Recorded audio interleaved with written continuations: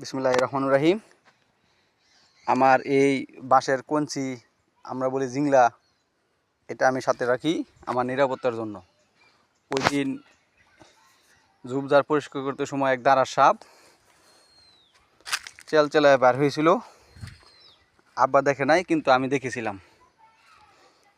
আমি আব্বাকে সতর্ক করে যাওয়ার পর লাঠি না থাকার কারণে অ্যাটাকও করতে পারি নাই, মারতেও পারি নাই। এই দেখেন, এখানে অনেক ঝোপঝাড়, আমার ক্ষেতের চতুর্পাশেই ঝোপঝাড়, এবং এইগুলির বিষাক্ত সাপের অভয়ারণ্য। কারণ এখানে কোনো মানুষজন, কোনো পশু পাখি এখন আর আসে না জমির ফসল করার পর। তাই আমি এই লাঠিটি সবসময় আমার সাথে রাখি এবং নিজেকে একটু ভরসা পাই। ধন্যবাদ সবাইকে।